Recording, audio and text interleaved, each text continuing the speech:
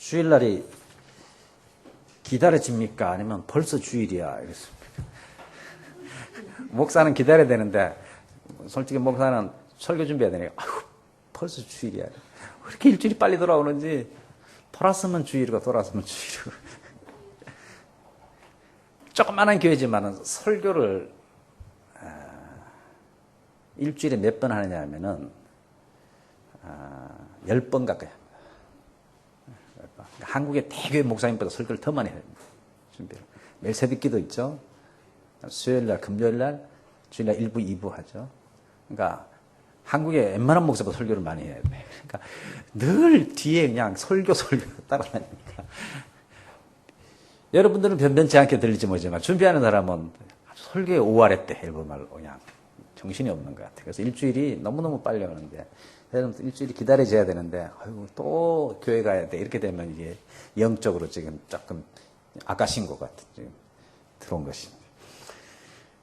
오늘은 마태복음 6장 19절 24절 중심으로 두 주인 후다리노 슈진이라는 제목으로 같이 은혜 받기를 원합니다. 예수님께서 6장에서 중요한 말씀하셨습니다. 산상수훈이 5장, 6장, 7장입니다. 근데 좀 안 외워도 천국 갑니다만은 외우면은 지상에서도 더 기쁨이 많을 좀 있습니다. 5장, 6장, 7장은 산상에서 한 설교라 해서 산상수훈, 산상설교 이렇게 말을 하고 있습니다. 아주 보석같이 주옥같이 참 아름다운 복된 설교가 쫙 있습니다. 그 중에서 중간 부분입니다. 오늘 6장. 지난번에 먼저 우리 영적인 생활에 있어서 조심해야 될 것. 6장 1절에 대로 남에게 보이려고 신앙생활을 해서는 안 된다. 신앙생활의 요소 중에서 가장 사람들이 그 당시에 남들에게 보여주기 위해서 위선적인 행동을 많이 했던 것이 구제하는 것.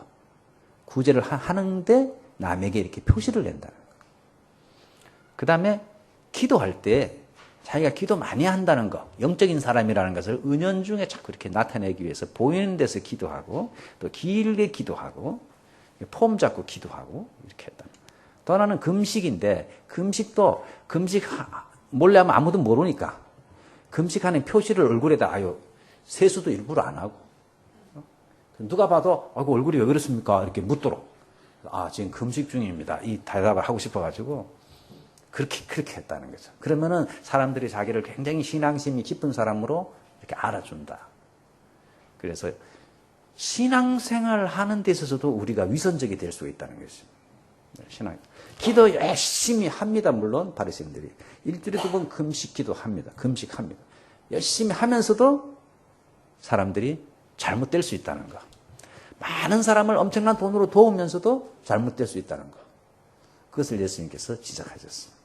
이것이 정말 어려운 것이고 저희가 인간이기 때문에 자꾸 이렇게 사람들이 알아줬으면 하는 마음이 많습니다. 사람들이.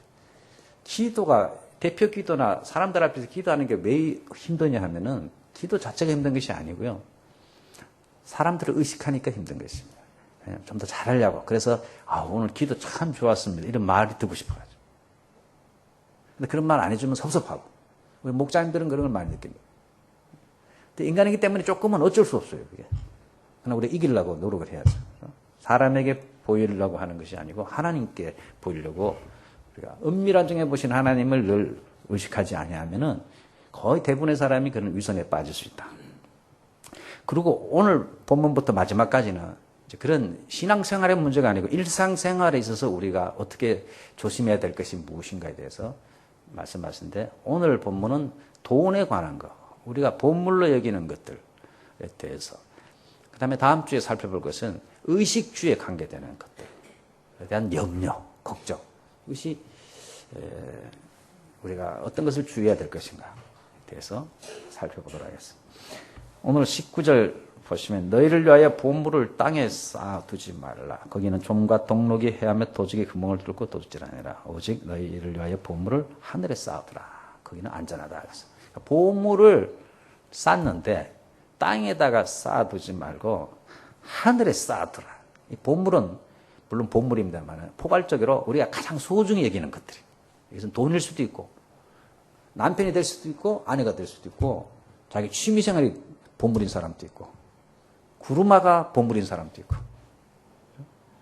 하여튼 가장 소중히 여기는 것. 땅에 쌓으면 안 되고 하늘에 쌓으면. 왜 그러냐 하면은 두 가지 이유로. 하나는 보관하는데 문제가 있대요. 땅에다가 보관하면은 위험성이 있다. 하늘에 보관해야 안전하다는 것입니다. 땅에다 보관하면은 도난당할 수도 있고 또 조음이 들 수도 있고 녹이 쓸어서 못 쓰게 될 수도 있다는 것입니다. 이것은 2000년 전에는 오늘날처럼 은행이 발달되지 않고 금고도 발달되지 않아서 사람들이 이렇게 보물 같은 것, 돈이나 화폐라든지 이런 것들을 보관할 때가 적당하지 않았어요. 그래서 집에다가 어디 몰래 숨겨둔다든지 아니면 땅을 파서 항아리에다 넣어가지고 밭에다가 몰래 숨겨둔다든지. 그래서 마태복음 13장 44절에 보시면 한 농부가 밭을 갈다가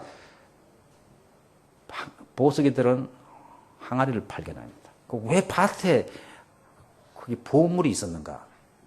그 보물을 발견하는 농부 이야기가 나지 않습니까? 하늘나라를 설명하면서 왜 밭 한가운데 그런 것이 있는가 했을 때 이스라엘이라는 나라는 전쟁이 많았습니다. 이스라엘 나라를 보면 북쪽은 늘 아시리아, 무슨 페르시아, 바벨론 같은 세계에서 가장 큰 나라들이 위에, 왼쪽으로는 로마, 뭐 마케도니아 이런 나라들이 커서, 밑으로는 이집트라는 세계에서 가장 큰 나라가, 그러니까 위에 나라들이 커지면은 밑으로 밀고 내려오는 것이 이집트로. 그럼 이스라엘을 통과해야 됩니다. 이스라엘의 위치가 기가 막히지 않습니까, 여러분들? 유럽과 아시아와 아프리카를 연결하는 곳이 있어가지고요. 어느 쪽이든 큰 나라가 생기면 왔다 갔다 하면서 이 나라를 깔아뭉개는 것입니다. 우리나라도 그런 거죠. 몽고, 뭐 중국, 일본한테 중간에 이렇게 있어가지고. 이스라엘이 전쟁이 많으니까 사람들은 전쟁이 터져서 침략해 들어오면은 보물 같은 중요한 걸 다 들고 다닐 수 없으니까 빼앗길 수도 있고 잊어버릴 수 있으니까 밭 같은 데다가 몰래 숨겨놓고 전쟁이 끝나면은 돌아오려고 숨겨놓는 것입니다. 그런데 피난 갔다가 이 사람이 죽어버린다든지, 뭐 아니면 오늘날 말로 치매에 걸린다든지, 뭐 하면 어디다 숨겨놨는지 모르고 아무도 모르는데 항아리만 밭 속에 남아있는 것이죠. 그러다가 100년, 200년이 지나. 그런 게 많아가지고요. 오늘날도 발견된다는 거. 지금도 가끔 이스라엘에서.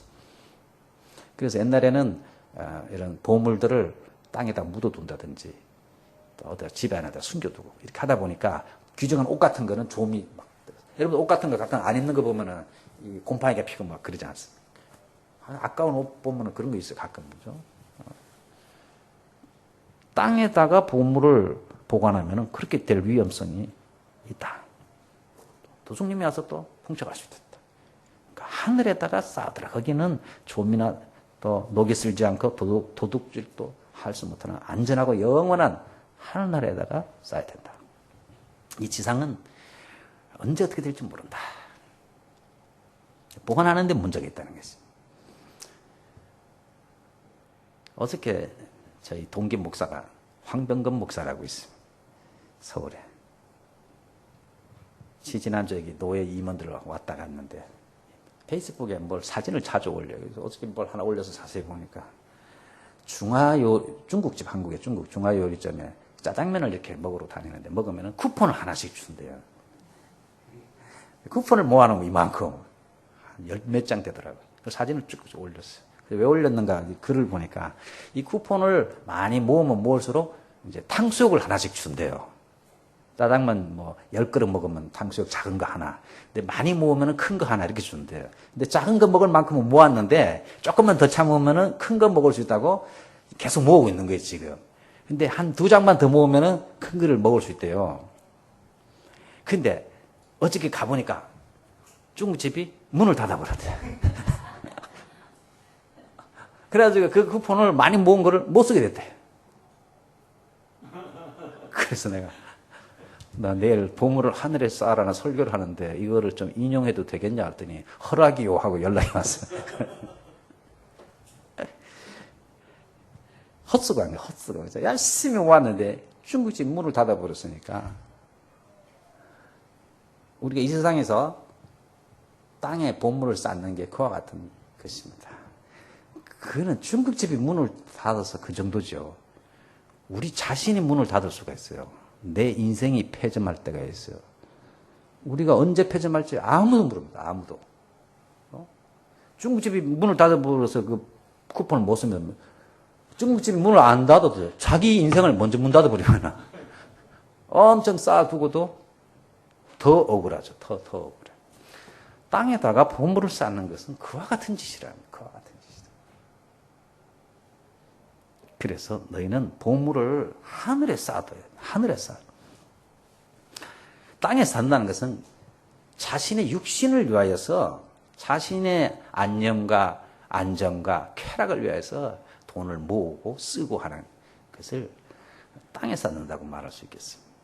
하늘에 쌓는다는 것은 마태복음 6장 33절에 들어 먼저 그의 나라와 그의 의를 구하는 것입니다. 하나님의 나라와 의를 위하여서 돈을 벌고 돈을 쓰고 하는 것이 하나님의 나라, 하늘의 보화를 쌓는 것이고, 디모데전서 6장 17절 19절에 있는 대로 이 세대의 부한자들을 명하여 마음을 높이지 말고 정함이 없는 재물에 소망을 두지 말고 오직 우리에게 모든 것을 후히 주사 누리게 하신 하나님께 두며 선을 행하고, 하늘의 선을 행하고, 우리가 하나님께서 주신 모든 것의 관리자로서, 자기가 소유자가 아니고 내가 아무리 돈을 많이 갖고 있어도 관리자로서 선을 행하고 선한 사업을 많이 하고 나누어 주기를 좋아하며 너그러운 자가 되게 하라. 이것이 장래에 자기를 위하여 좋은 터를 쌓아 참된 생명을 취하는 것이다. 이것이 하늘의 보화를 쌓는 것이다. 고린도전서 3장 12절 15절에 보면 만일 누구든지 금이나 은이나 보석이나 나무나 풀이나 짚으로 이 터 위에 세우면 각 사람의 공적이 나타날 터인데 그 날이 공적을 밝히리니 이는 불로 나타내고 그 불이 각 사람의 공적이 어떠한 것을 시험할 것임이라. 만일 누구든지 그 위에 세운 공적이 그대로 있으면 상을 받고 누구든지 그 공적을 불타면 해를 받으니 그러나 자신은 구원받되 불 가운데서 받은 것 같으리라. 우리가 예수님을 믿습니다만 금, 은, 나무, 풀, 지푸라기 이런 걸로 건물을 짓는다는 것입니다. 건물을. 근데 하나님께서 마지막 날 테스트를 한다는 거죠. 불을 한번 붙여본다는 것이죠. 자기를 위하여서 다 돈을 벌고 쓰고 한 것은 지푸라기로 집을 지은 것과 같아요. 다 타고 하나도 안 나와. 이 땅에서 아무리 돈을 많이 벌고 아무리 좋은 집에서 살고 떵떵거리고 권력을 휘두르고 해도 하나도 남지 않는다. 그러나 금과 은과 같은 믿음으로 하나님의 나라에 위하여서 쌓은 집은 그대로 남는다는 것이 그대로 남는다. 그래서 어리석은 자는 잠시 잠깐 있을 것을 위하여서 영원한 것을 포기합니다. 영원한 생명을 포기하면서 잠시 잠깐 있을 것을 위하여서 아주 영원한 것을 포기하면서까지 잠시 있다가 없어질 것을 위해 투자합니다. 그러나 지혜로운 사람은 잠시 잠깐 있을 것을 영원한 것에 투자합니다. 우리는 잠시 잠깐 이 땅에 있습니다. 영원한 것을 위하여서 이 땅에 투자를 하는 것입니다. 그래서 보물을 땅에다 쌓지 말고 하늘에 쌓아야 영원히 남고 그 공력이 인정받고 안전하다는 것입니다. 두 번째로 보물을 왜 하늘에 쌓아야 하냐면 더 중요한 이유가 있는데 이것은 우리의 마음과 영적인 것과도 관계가 되기 때문에 그렇다는 것입니다. 사람이 오늘 21절에 보시면 중요한 표현을 하고 있는데 내 보물 있는 그곳에 내 마음도 있느니라. 그렇죠? 돈 쓰는데 그 사람 마음이 있다는 것입니다. 내가 가장 소중히 여기는 물건 그곳에 내 마음이 있다는 것입니다. 나는 이것을 돈을 굉장히 사랑합니다만 하나님도 사랑합니다. 우리 집사람도 사랑하지만 저 여자도 사랑합니다. 있을 수 없다는 거죠. 우리 줄다리기 하면 한쪽이 땡기면은 둘 다 땡기는 건 있을 수 없어요. 한쪽이 땡기면은 한쪽은 밀려가게 돼 있는 것처럼 보물 있는 곳에 마음이 있습니다. 반드시. 그 사람의 그 돈을 어떻게 쓰는가에 그 사람의 진심이 다 드러나게 돼 있습니다. 그래서 가끔 말씀드리면 제가 참 스펄전 목사님의 설교를 좋아하는데 100년 전에 런던에서 마이크도 없는 시대에 2만 명을 앞에 두고 설교했어요. 그래서 그분 턱은 굉장히 이만해요. 사진을 보면. 어떻게 크게 외쳤던지 마이크도 없는데 2만 명의 설교하려면 얼마나 목소리가 쩌렁쩌렁 했겠어요. 옛날 분들은. 요즘 우리들은 저 같으면 옛날에 설교도 못했죠. 최 목사님은 옛날에도 통했을 것 같아요. 근데 저는 뭐 스펄전이 그런 2만 명 앞에서 막 외쳤는데 그분이 참 이 예화를 참 잘 들었어요. 그 중에 하나가 돈지갑이 회개하지 않는 회개는 가짜다 하는 유명한 말이 있어요. 그러니까 하나님 회개합니다. 막 이렇게 기도하지 않습니까? 근데 그 사람 돈 쓰는 거 보면은 전혀 자기 중심으로 쓴다. 회개한 게 아니라는 것이죠. 돈 쓰는 거 보면 지갑을 열어서 돈을 어떻게 쓰는가를 보면은 회개했는지 안 했는지를 정확하게 알 수 있다. 그렇죠? 한 집안도 교회도 그러고요. 돈의 흐름을 보면은 뭘 하는지 다 알 수 있어요. 그렇죠? 남편이 돈을 주로 어디다 쓰는가 보면 그 사람의 마음이 거기 있습니다.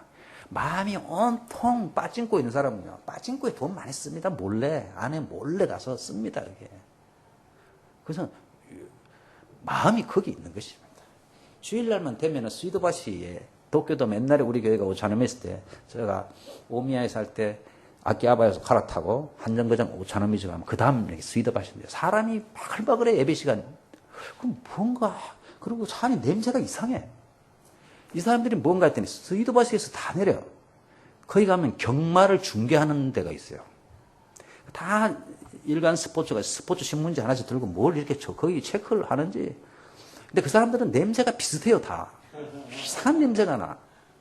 담배 냄새하고 뭐 이런 게 몸에. 그 수십 명이 한꺼번에 타 있으니까 냄새가 굉장히 심했어요. 나중에 보니까 스위드바시였어. 그 사람들은 머릿속에 그밖에 없어요. 거기다 돈을 다 쓰는 거예요.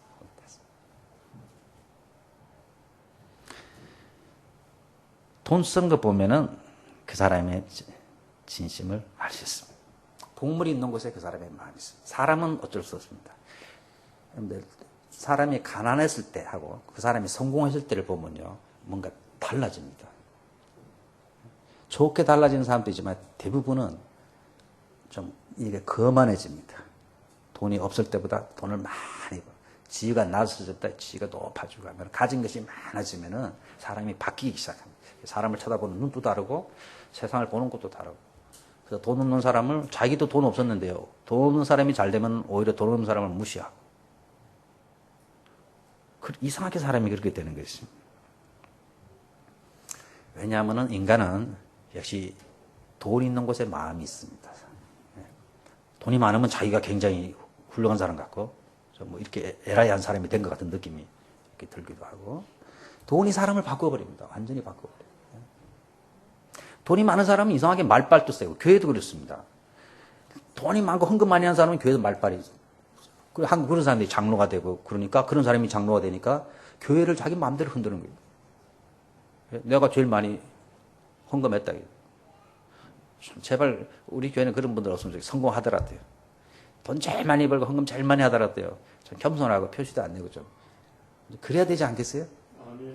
근데 요즘은 가시고 해가지고 표시 안 내는 척 하면서 표시 내는 얼마나 가시고 한지. 그러니까 돈이 그 사람의 생각도 바꾸고 정신도 바꾸고 영혼까지 바꿔버리고 종교심도 바뀌어버려요. 믿음도. 그래서 이 돈이 얼마나 중요한지요. 기도도 맨날 돈 달라고만 기도해요. 돈 달라고만 기도해요. 그래서 그 돈 달라고 여러분들 기도 내용을 잘 보세요. 자꾸 돈 달라고 기도하고 이 세상에 이런 잘되고 성공, 지위 이런 것만 자꾸 기도하는 사람은요. 마음이 하나님께 있는 게 아니고 거기에 있는 거예요. 거기에 솔직하게 자기가 마음이 거기에 있는 거예요. 기도만 하면 우리 자녀들 좀 잘 되게 해주세요. 이렇게 하고 마음이 거기에 있는 거예요. 그게 보물이에요. 그 사람에게. 그 보물을 위해서 하나님의 도움을 필요로 하는 것뿐이지 하나님이 보물이 아니에요. 그래서 예수님께서 왜 보물을 하늘에 쌓아야 되냐면 보물을 하늘에 쌓으면 마음도 거기에 있는 것입니다. 마음도 거기에. 억지로라도 그렇게 자꾸 훈련을 하셔야 돼요. 여러분들. 어떤 때는 정말 하나님을 위해서 교회를 위해서 하나님 나라에 서 이렇게 쓰려면 어려움이 올 때도 있어요. 그래도 이 의지적으로 여러분들 자꾸 이렇게 훈련을 하면 우리 마음이 그쪽으로 자꾸 가는 것이죠. 마음이 그쪽으로 가는 거예요.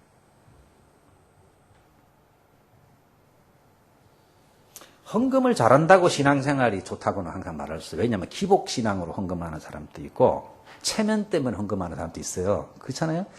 교회 예를 들어서 건축을 한다 그러면 장로님들이나 이런 교회 중직자들은 체면이 있잖아요.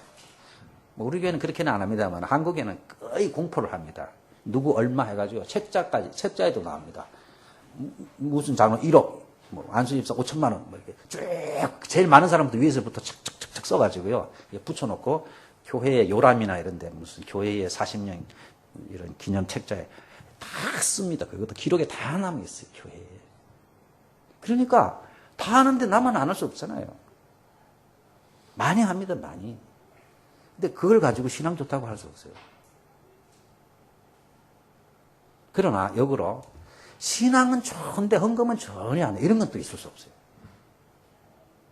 신앙이 좋으면 하나님을 사랑하면요 당연히 드리고 싶어요. 당연히 드리고 싶어요. 그죠? 당연히 드리고 싶어요. 아, 신앙은 좋은데 전혀 안 드려. 그건 있을 수가 없어요. 왜냐하면 물질 있는 곳에 마음이 있기 때문에요. 하나님을 사랑하면은 하나님의 나라를 위해서 지금 물질이 얼마나 필요한데 그 물질을 기쁘게 자꾸 드리려고 그래요. 자꾸 드리고자 하는 마음이. 여러분 사랑하는 사람이 있으면요 제일 먼저 생기는 마음이 주고 싶은 마음이 뭔가를 주고 싶고 좋은 거 있으면 그걸 데려가고 싶고 소개해주고 싶고 맛있는 거 있으면 좀 먹여주고 싶고 그래요. 아내가 나한테 요즘 맛있는 거 안 해준다. 사랑이 식어서 그래요. 사랑하면요 제일 맛있는 거 주고 싶고 제일 좋은 데 데려가고 싶고 같이 나누고 싶고. 제가 우리 집 사람한테 사랑이 많이 식은 줄 알았는데 옛날에 미국에서 우리 해외 교포교회들 모임이 있어가지고 전부 차를 실었더라. 나이아가라 폭포에 데려다 주더라. 다 애들까지 데려갔는데 나만 혼자 갔어요 그때. 근데 거기 갔는데 집사람한테 미안하고 마음이 편하지가 않아요. 그래서 우리 집사람을 내가 굉장히 존중하고 사랑하나 보다 하는 걸 그때는 느껴서 몰랐는데 찝찝하고 막 재미가 하나도 없고 거기 가도 이상하게 미안한 마음이 들고 이 좋은 데를 나 혼자 본다는 죄책감 막 이런 게 막 그냥 사랑하면은 나누고 싶어요. 드리고 싶고 주고 싶고. 근데 하나님을 사랑하는데 드리는 거는 전혀 별로 마음이 없다. 그거는 그게 그 사람의 마음입니다. 하나님에 대한 마음입니다. 그래서 예수님께서 속지 마라. 보물 있는 곳에, 물질 있는 곳에, 돈 있는 곳에, 돈 쓰는 곳에 너의 진짜 마음이 거기에 있다는 것을 예수님께서 말씀하셨습니다. 그래서 우리는 하늘에 자꾸 쌓아야 우리의 마음도 하늘에 있는 것입니다. 거기에 관심을 자꾸 갖게 됩니다. 땅에 자기 취미를 위해서 이 세상에 편안한 거 위해서 자꾸 돈을 쓰면요. 관심도 자꾸 그리로 가고 하늘에 관심이 자꾸 없어집니다. 이 땅이 좋은데요. 여러분 이 땅에 좋은 게 얼마나 많은데요. 즐기면 즐기수록 빠져요. 동경만 하더라도요. 얼마나 재밌는 데가 많습니까? 돈만 있으면은. 그죠? 얼마나 즐길 데가 많습니까? 우리가 모르는 세계가 너무 많아. 우리는 주일날 여기 왔으면 주일날 재미난 일이 너무 많은 거예요. 근데 자꾸 빠지면은 하늘의 관심은 자꾸 없어지고 이 땅에 대한 관심이 자꾸 늘어나는 것입니다.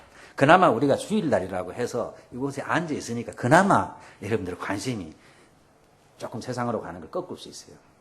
꺾을 수 있어요. 우리 다음 주에 야외예배 듣는데 야외예배 나가니까 좋더라고 주일날 그죠? 야 사람들이 이렇게 노는구나. 근데 그걸 1년 내내 매주일마다 그렇게 논다면 얼마나 좋겠어. 우리는 1년에 한 번밖에 못 놀죠. 그러나 우리가 이렇게 억지로라도 모이고 하면서 관심을 자꾸 하나님. 그리고 22절, 23절에 보면 느닷없이 눈 이야기가 나옵니다. 저도 옛날에 이거 왜 이 이야기를 왜 썼는가 22, 23절에 보면은 눈은 몸의 등불이니 그러므로 내 눈이 성하면 온몸이 밝을 것이요. 그렇지 않습니까? 눈이 잘 보이면은 기분도 좋고 참 세상이 아름답게 보이는데 눈이 잘 안 보이고 저도 난시가 있고 근시가 있는데 눈이 안 좋으니까 아주 피곤해. 몸도 피곤하고 여러분들 뭐 백내장, 녹내장이 아주 고생하시는 분들 많잖아요. 이 눈이 안 좋으면은 그렇게 피곤할 수가 없어요. 제가 가끔 1년에 한 번씩 여기 동아의 병원에 가서 시력 검사를 하는데 시력 검사할 때 눈약을 넣어가지고 하더라고요. 이거 뿌옇게 잘 안 보이게 만들어 놓고서는 기계로 뭘 찍더라고요. 그날은 술도 안 먹어도 술 취한 것 같아요, 사람이. 뭐. 그래서 운전하지 말라 그러더라고요, 그날은. 운전하지 말라 그래요. 눈이 이렇게 잘 안 보이고 뿌여니까 온몸이 마음 상태, 정신 상태까지도 이상하게 되더라고요. 그래서 눈이 성해야 사람은 바로 판단하고 온몸이 건강하고 이런데 눈이 나쁘면 몸이 무겁고 몸 자체가 찌부둥하고 어둡고 그렇다는 것입니다. 이 말을 왜 갑자기 보물을 땅에 쌓지 말고 하늘에 쌓으라고 해놓고 이 말을 왜 하는가 하면은 눈이 어둡다는 것은 뭐냐면은 세상 만사를 돈을 기준으로 본다는 것입니다. 돈을 기준으로 보는 사람이 눈이 성하지 않은 사람입니다. 건강한 눈은 뭐냐면 영적인 눈으로 본다는 것입니다. 재물을, 돈을 그렇게 보고 세상을 그렇게 보는 건강한 사람입니다. 건강한 사람. 근데 눈이 나쁘다는 것은 세상을 돈밖에 모르는 사람. 그래서 정치가를 뽑아도 나라의 수상 또 누구를 뽑냐면 우리로 하여금 돈 잘 벌게 만드는 사람 뽑는 거예요. 돈이 기준이다. 클린턴 대통령이 100억 안에서 그런 난잡한 짓을 해도 또 당선됐잖아요. 그냥 중간에 그 폐위 안 시켰잖아요. 왜? 클린턴 대통령이 이제 경제가 조금 좋아졌거든. 경제만 좋으면은 까짓 그거야 뭐 개인 일인데 다 덮었습니다. 오늘도 마찬가지입니다. 무슨 성 문제, 무슨 문제, 아무리 인류적인 문제가 많아도요. 나라가 잘 돌아가고 경제적으로만 잘 돌아가게 하는 지도 뽑습니다, 사람들이. 지금 아베 수상이 왜 저렇게 힘있게 해나갑니까? 아베노믹스가 어느 정도 진짜인지는 모르지만 겉으로 효과가 조금씩 보이거든. 그러니까 사람들이 반대하는 사람이 엄청 많은 것 같아도요. 지지하는 사람이 더 많습니다. 지지하는 사람이 더 많습니다.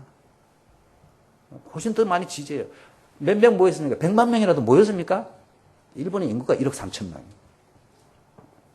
10만 명도 안 모였잖아요. 얼마 모인 것도 아니라고. 근데 그것만 보면은 일본 전체가 반대하는 것 같지만은 경제가 슬슬 살아나고 좀 좋은 가능성이 보면 미는 겁니다. 왜 그러냐? 모든 기준을 돈으로 이렇게. 국회의원이 아무리 잘못해도요, 우리 지방에 고속도로 놔주고 이 고속 전철역을 만들 그걸 힘이 있는 정치가를 뽑으려고 합니다. 그래야 우리 동네 땅값이 올라가니까. 전부 돈입니다, 지금. 네. 프로그램, 텔레비 방송국 뭐 프로그램 이상한 거 많잖아요. 왜 저런 걸 할까? 시청률이 올라가면은 코머셜이 비싸지고 돈을 버니까. 돈을. 전부 기준이 돈입니다. 이것이 눈이 건강하지 않으니까요. 모든 것을 돈으로 다 보면 보물을 땅에다가 쌓는 사람들이 다 땅에 돈을 벌기 위해서 자기의 평안과 쾌락을 위해서 그래서 눈이 다 마식한 거예요. 마식해가지고 돈.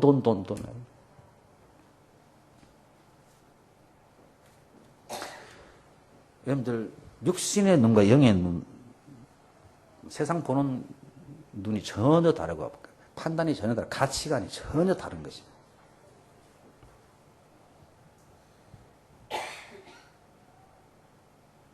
대표적인 성경에 두 인물이 있습니다. 육신의 눈으로 이 땅에 보물을 쌓은 대표적인 인물이 누구겠습니까? 마태복음 26장 15절에 보면은 가룟 유다라는 사람이 있는데 예수님을 은 30에 팝니다. 얼마를 너가 요구하느냐고 대제사장이 물었을 때 은 30만 달라 그랬어요. 은 30에 예수님을 팔았어요. 예수님 팔았어요. 땅 위에 보물을 쌓는 대표적인 돈 때문에 자기가 존경했던 스승을 3년간 따라다녔는데 그 스승을 돈 때문에 팔았습니다. 그러나 그와 반대로 옛날에는 돈과 지위와 명예를 사랑했는데 예수님 만나고 나서 영의 눈이 활짝 열려서 그 모든 것을 다 배설물로 여긴 사람은 바울입니다. 빌립보서 3장 8절에 보시면은 바울이 이렇게 말했습니다. 또한 모든 것을 해로 여기면 내 주 그리스도 예수를 아는 지식이 가장 고상하기 때문이라 내가 그를 위하여 모든 것을 잃어버리고 배설물로 여기면 그리스도를 얻고자 합니다. 그랬어. 바울이 잘 나갔습니다. 그 당시에 차세대 지도자였어요. 가장 좋은 학교를 나오고 가장 뛰어난 가문에 속해 있었고 외국어를 여러 개를 하고 너무너무 뛰어난 사람이었어요. 권력도 있었고. 근데 예수님 만나고 나서 그런 것들이 오히려 예수님을 알아가는데 방해가 된다. 아무래도 사람이요, 지위가 많이 올라가면은 그렇지 못할 때보다 교회 가는 횟수도 줄어들고 기도의 열심도 줄어들고 돈을 많이 벌면은 어려웠을 때보다 기도의 강도가 횟수도 줄어들고 예배에 대한 태도도 달라지고 모든 것이 달라지기 시작합니다. 그게 사람이 가지고 있는 한계성 같습니다. 그래서 사도 바울은 오히려 방해가 된다. 그래서 그런 것들은 사람들은 지금 그거를 추구해서 난리지만 나는 다 그것을 배설물로 여긴다. 얼마나 대단합니까? 이렇게 차이가 가룟 유다하고 바울은 육신의 눈으로 보느냐 영의 눈으로 보느냐에 대해서 똑같은 돈을 보는 것이 전혀 가치가 다른 것입니다. 한 사람은 자기 스승을 팔아버린대. 한 사람은 똥으로 얘기한대. 똥으로 다. 오히려 방해가 된다. 그런 것들. 이게 눈이 건강한 사람이라는 것입니다. 여러분들 어떤 눈입니까 지금? 눈 뜨면 아침부터 돈만 보입니까?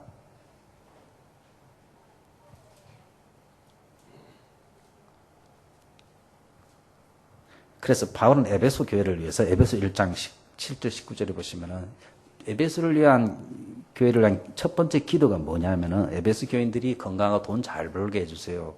하는 일마다 잘 되게 해주세요. 이 기도보다는 우리 주 예수 그리스도의 하나님 영광의 아버지께서 지혜와 계시의 영을 너희에게 주사 하나님을 알게 하시고 하나님을 바로 깨닫도록 그 눈을 열어달라시.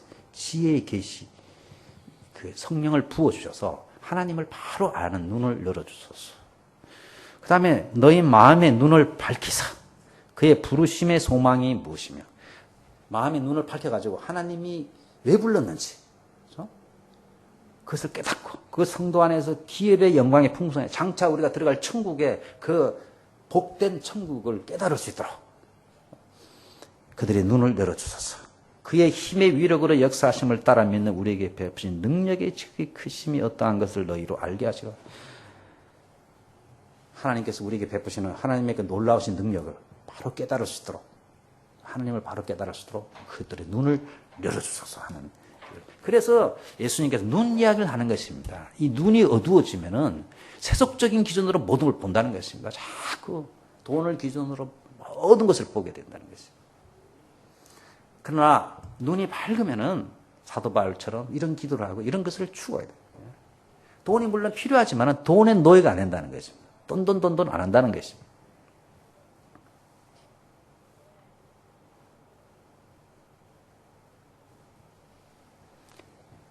그러고 나서 결론적으로 24절에 같이 한번 읽어보겠습니다. 예수님께서 결론적으로 이 말씀하셨습니다.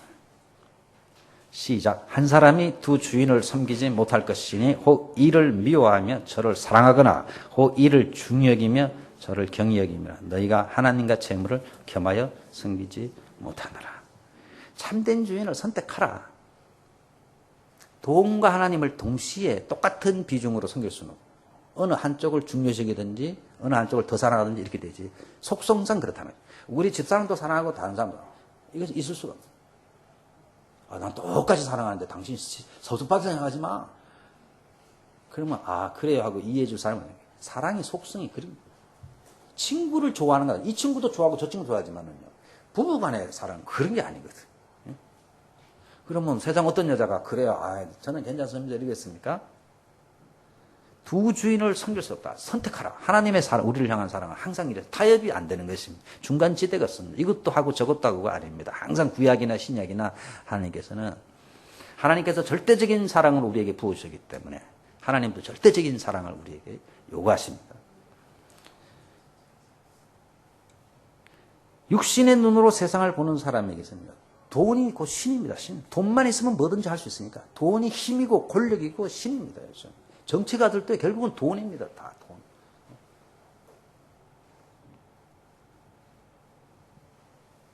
돈만 있으면 뭐든지 가능하니까. 돈 자체가 잘못된 건 아닙니다. 그러나 돈에 대한 자세를 지금 말하고 있는 것입니다.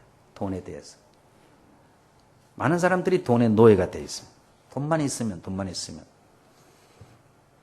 그러나 영의 눈으로 세상을 보는 사람은 나에게 영생을 주시고 산 소망을 주시고 우리의 필요를 날마다 공급해 주시는 분은 하나님이시다. 나를 생존케 하시고 천국으로 인도하시는 분은 하나님이시다. 이 고백을 하는 것입니다.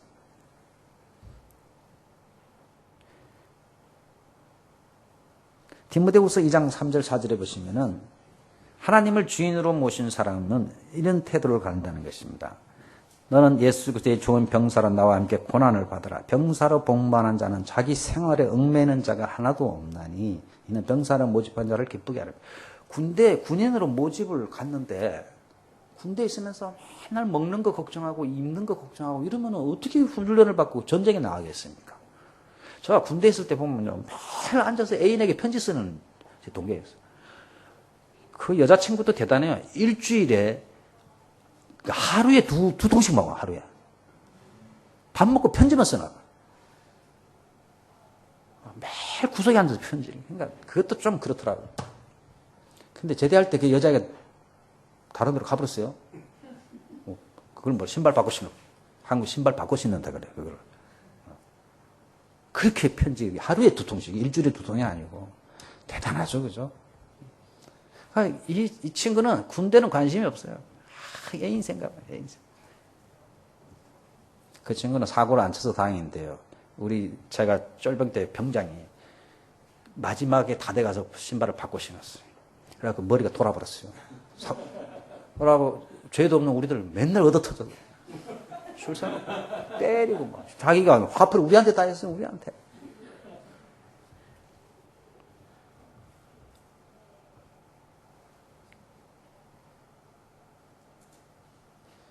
병사로 복무하는 사람은 자기 생활에 얽매이는 자가 없습니다. 자기를 부른 자를 기쁘게 하게 국가를 위해서요.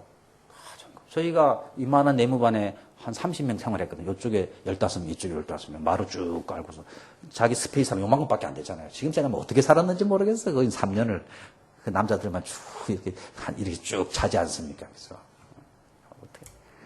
거기서는 뭐 다른 걱정합니까? 입을 거 뭘까? 구두를 뭐를 신을까? 옷을 뭘 입을까? 그런 거 걱정하면 어떻게 전쟁합니까? 다 똑같은 옷 입고 나라에서 주는 거 먹고. 그래야 싸우지. 우리가 하나님의 군사로 부름을 받았는데, 뭘 뭐 돈 걱정하고, 이래서 되겠냐, 이거. 돈이야.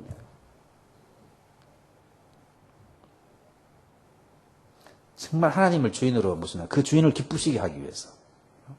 돈 하지 않는다는 것입니다. 빌립보 4장 11절 13절에 보시면 내가 궁핍함으로 말하는 것이 아니니라 어떠한 형편든지 나는 자족하기를 배웠느니 나는 비천에 처할 줄도 알고 풍부에 처할 줄도 알아 모든 일 곧 배부른가 배고픈가 풍부와 궁핍에도 처할 줄 아는 일체의 비결을 배웠노라 내게 능력 주시는 자 안에서 내가 모든 걸 할 수 있다. 이 구절을 많은 사람이 오해합니다. 내게 능력 주시는 자 안에서 내가 모든 것을 할 수 있느니라 이것을 I can do 이렇게 해석을 하는데 능력 주는 자 뭐든지 할 수 있다. 기적을 일으킬 수 있고 돈도 벌 수 있고 그런데 이 구절은 그것이 아니고요. 사도 바울이 굉장히 선교를 어려웠어요. 그때 빌립보 교회가 선교비를 보내왔어요. 사람과 함께. 그 사도 바울이 거기에 대해서 편지를 씁니다. 고맙다고. 돈을 보내줘서 고맙다. 그러나 돈 때문에 기뻐하는 게 아니라 사도 바울이. 너희들의 믿음이, 나를 생각하는 믿음이 자랐다는 것에 대해서 감사합니다. 대단한 선교사죠. 그죠? 왜냐하면 나는 풍부에 처할 줄 알고 궁핍에 처할 줄 알고 일체의 비결을 다 배웠다. 처음부터 된 건 아니고 돈이 없어도 나는 사는데 지장이 없다. 없으면 없는 대로 살고 있으면 있는 데 맞춰서 살고 일체의 비결을 다 배웠다. 이게 하나님을 주인으로 모시는 사람의 삶의 자세입니다. 근데 우리는 뭐든지 할 수 있다. 하나님 주세요 그러는데 돈이 아무리 없어도 내가 견딜 수 있는 일체의 비결을 깨닫도록 해주세요. 이런 기도는 안 합니다. 사도 바울 같은 기도는 대부분 사람들이 안 해요. 너무 어려우면은 생활을 줄여야죠, 규모를. 맞춰서 사는 훈련을 우리 크리스찬들 해야 돼요. 아무것도 없어도 살 수 있는 훈련을 해야 되죠, 예수 믿는 사람들은. 집은 뭐 50평에 살면서 맨날 돈을 받으면 되겠네. 집 처분하고 10평짜리. 일본에도 보면 천차만별입니다. 지금도요, 2만원짜리, 3만원짜리 집도 있어요. 아유, 그런 데서 어떻게 삽니까? 없으면 사는 거죠. 왜 못 삽니까? 옛날에 우리 교회 박경란이 걔네들 자매들 쭉 초고 갔더니 3만 원이래 집이. 세 형제가 여자애가 사는데 가보니까 목욕탕도 없어. 머리를 어떻게 감냐 했더니 싱크다이에서 밥도 해먹고 머리도 감고 그 물 받아서 씻고 다 세 명이 그거 다 동정대 나오고 뭐 다 그랬습니다. 일체의 비결을 우리가 배워야 됩니다. 나는 그런 짓 하고는 못 살아. 차라리 죽지. 그렇게는 못 살아. 하나님을 주인으로 모시는 사람이 아니죠. 사도 바울은 일체의 비결을 다 배웠다. 못 배울 게 뭐 있겠습니까? 저희가 못할 게 뭐 있겠습니까?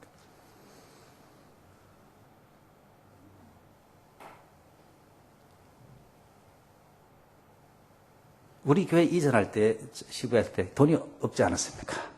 그때 CCC의 김한진 성전, 지난번에 한번 오셨죠. 돈 좀 꼴 때 소개해 주세요. 그랬더니, 저보러 교회 건축은 돈으로 하는 게 아니고 믿음으로 해야 됩니다. 그래서 저 그때 기분이 굉장히 나빴어요. 자기만 믿음, 나는 믿음이 없냐? 그런 거 누가 모르냐? 돈이나 좀 빌려주지. 이렇게 생각했어요. 그때 아주 기분이 안 좋아. 내가 나중에 그분에게 사과했어요. 표현은 안 했지만은 내가 그때 그런 마음을 먹었는데 죄송했습니다. 사과도 나중에 잘 풀려야 사과도 되더라고. 마음이 여유가 있으니까. 그분이 그때 그런 말 했는데 그때는 이해를 못 하겠더라고. 돈이 있어야. 그래도 돈이 있어야 뭘 계약을 하든지 뭘 하고. 그분이 교회 건축은 믿음으로 하는 것입니다. 돈으로 하는 게 아닙니다. 그때 그 말은 굉장히 인상에 남아있어요. 우리가 무슨 교회에서 무슨 일을 할 때는요. 항상 돈부터 생각합니다. 그게 돈이 많이 들어서 안 됩니다. 항상 돈이 기준입니다. 근데 중요한 것은 정말 하나님이 기뻐하실까? 정말 필요한 것인가? 그러면은 돈이 없더라도 놓고 기도하고 합시다. 이게 이제 믿음으로. 하나님을 주인으로 섬기는 사람들의 태도죠, 여러분들. 근데 뭐 대도 안 한 걸 놓고 한국에 예를 들자면은 교인들 한 300명 모이는데요. 5,000명이 들어가는 예배당을 짓다가 부도난 교회 있어요. 인터넷에 나옵니다. 엄청나게 큰 교회를 짓는데 짓다가 많은 사진에 찍어가지고 나왔어요. 경매로 넘어가는 게 지금. 그러니까 교인도 얼마 안 되는데. 그럼 이제 그분의 생각은 입을 크게 벌리라 그러면 채우리라는 구조를 이제 좀. 무조건 일을 저질러 놓으면은 하나님께서 짓게 하고 그만한 자리를 다 채워주신다. 저희 교단에도 부산에도 어느 교회가 뭐 몇천 명 들어간 예배당을 채워놨는데 지으면 채워준다는데 안 채워지는 거예요. 그러니까 교회당은 큰데 여기 앞에만 모이니까 예배가 너무 서늘한 거예요. 예배 분위기가 너무 안 좋은 거예요. 이제 그런 무리한 건 아니죠. 그러나 정말 하나님이 기뻐하실 일이라는 확신이 생기고 정말 필요로 하는 일을 하면은 돈이 없어도 놓고 기도하고 믿음으로 일을 해나가면 하나님께서 채우신다는 확신이 우리에게 없으면은 우리가 어떻게 신앙생활을 하고 교회생활을 하겠습니까?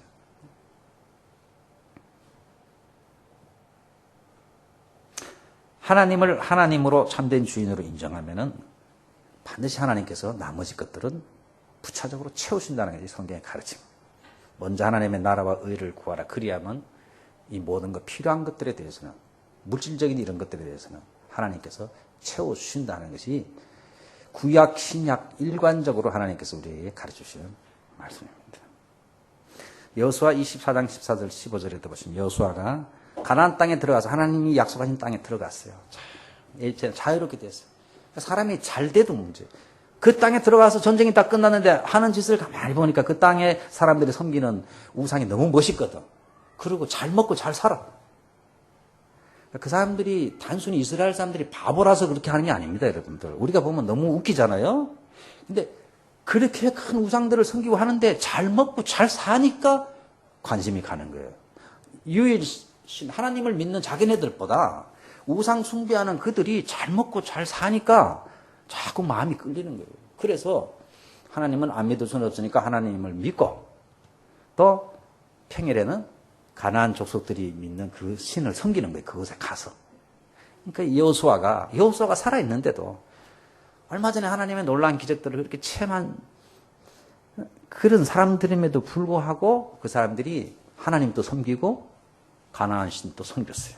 그래서 여호수아가 죽기 전에 마지막으로 이제는 여호와를 경외하며 온전함과 진실함으로 그들을 섬기라. 너희의 조상들이 강 저쪽과 애굽에서 섬기는 신들을 치워버리고 여호와만 섬기라. 만일 여호와를 섬기는 것이 너희에게 좋지 않게 보이거든 너희 조상들이 강 저쪽에서 섬기는 신들이든지 또는 너희가 거주한 땅에 있는 아모리족 신들이 너희가 섬길 자를 오늘 택하라. 택하라 그랬다고. 예, 알겠습니다. 우리는 그들이 섬기는 신들을 섬기겠습니다. 이 택하라는 게 그대로 택하란 말이 아니잖아요. 아이 보라. 너 인마 그 따위로 공부하려면 집 나가 그러면 마지막으로 효도하고 나가겠습니다. 어머님, 제가 그동안 너무 잘못했습니다. 오늘부터 집을 나가겠습니다. 그러면 집을 나가면은 그게 어머님의 뜻을 따르는 것입니까? 이렇게 하든지 저렇게 하든지 둘 중 하나 택하라 그런다고 저쪽을 택하면 되겠습니까?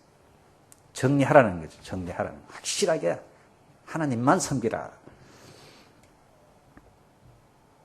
모양으로는 하나님을 섬기는데요. 실제로는 재물을 섬기는 사람들이, 돈을 더 섬기는 사람이 많습니다. 그는 언제 알 수 있냐면요. 사람이 극도로 어려워졌을 때에 마지막으로 그 돈을 어떻게 쓰는가를 보면은 그 사람이 진짜 하나님으로 섬기는 게 누군지를 알 수 있어요. 한국에서 15년 전에 IMF가 터졌습니다. 그때 한국 교회가 제일 먼저 절약한 것이 뭔지 아십니까? 선교비를 줄였어요. 선교비를. 그래서 일본에도요, 저는 선교비를 안 받으니까 그런데, 나다신 목사님 이런 분들 그때, 그래서 우리 교회가 지원했어요, 그때. 그죠? 2만 원씩, 2만 원씩 이렇게 지원했었어요. 한국의 돈이 가치가 폭락을 하니까 반 이상 떨어지는 바람에 선교비를 보낼 수가 없는 거예요. 그때 한국 교회가 사실은 참, 우리가 좀 굶더라도 선교비는 그대로 보내야 되는 거예요. 2배로 보내야 되는 거예요. 돈 가치가 반으로 줄어들었으니까. 그렇게 했어야 맞는 일인데 제일 먼저 선교비를 다 자른 거예요. 선교비를. 그래가지고 남미 브라질에 간 선교사 부인이요. 물론 사모님도 무슨 우울증이 있고 그랬습니다만은 선교비가 안 오고 하니까 자살했어요. 그게 신문에 났어요. 그때 돈이 안 오니까 자살했어요. 근데 한국교회에서는 IMF 오니까 이유는 되죠. 이유는 다 어려우니까 교회도 헌금을 안 해요. 그러니까 교인들도 어려우면 제일 먼저 뭘 줄이느냐 하면요. 헌금부터 줄여나갑니다. 여러분들 잘 보세요. 여러분 생활이 어려워지면은 일단 헌금이 먼저 줄어들어나가요. 헌금부터 카트해요. 내가 생활할 돈들은 딱 지키고 그 다음에 헌금부터 잘라나갑니다. 이렇게. 교회는 선교사 자르고 그 다음에 뭘 자르는지 아십니까? 부교육자들 잘라나가요. 부목사, 전도사들 잘라. 너무 웃기죠? 여러분 잘 보세요. 어려움 왔을 때 제일 먼저 뭘 줄여 나가는가를 거기에 그 사람이 참으로 신으로 섬기는 것이 어떤 것인가가 잘 드러나는 것입니다. 그래서 예수님께서 한 사람이 두 주인을 섬기지 분명히 어느 한쪽을 더 중요시 여기고 너희들은 하나님을 참된 주인으로 재물이 주인이 되어서는 안 된다. 재물은 우리가 관리해야 되고 재물은 필요하면 하나님이 주시는 것이다. 먼저 하나님의 나라와 의를 위하여 기도하고 구하고 보물을 하늘에 쌓고 그렇죠? 선한 삶 많이 하고 참 전도와 선교를 위해서 하나님께 드리기를 기뻐하고 하면은 하나님이 이 땅에 필요한 것들을 채우시는. 그것을 성도가 체험을 할 때 믿음이 자라는 것입니다. 그것을 체험 안 하면은 계속 그 사람에 있어서 돈이 신입니다. 모양은 하나님, 겉으로는 하나님을 주인으로 모신다고 하는데 진짜 자기가 주인으로 모시는 것은 돈입니다. 잘 보세요. 여러분들 냉철하게 판단하셔야 돼요. 내 신앙이 어디서 잘못됐는가 바로 잘 진단하셨어요. 결단을 내리셔야 돼요. 안 그러면 신앙생활에 죽을 때까지 그렇습니다. 내가 궁극적으로 마지막으로 붙잡고 있는 게 뭔가? 다 돈을 붙잡고 있어요. 사람들이.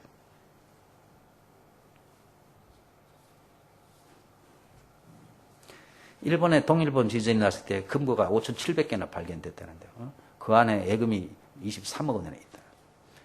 일본 은행이 발행하는 돈이 90조 엔인데 3분의 1이 30조 엔이 사용이 안 된대요. 그러니까 다 이렇게 보관해 놓는 거에다가 이렇게 무슨 일이 생기면은 하려고. 돈의 위력이 얼마나 큰지 여러분들. 돈의 위력이. 마지막으로 이 돈을 의지하려고. 우리는 하나님이 내 인생을 이끌고 가신다는 것을 여러분들이 믿으시고요. 돈은 하나님이 필요하시면 주신다. 다 내려놓으셔야 돼요. 그렇게 될 때 하나님이 그때부터 일하기 시작하시죠. 그거 계속 하나님으로 참 주인으로 안 모시고요. 있으면. 하나님이 우리를 정말 사랑한다면 우리 길을 막을 것입니다. 다. 정말 우리를 사랑하신다면. 근데 하나님이 우리를 사랑하지 않다면 재물을 신으로 섬기는데도 잘 될 것입니다.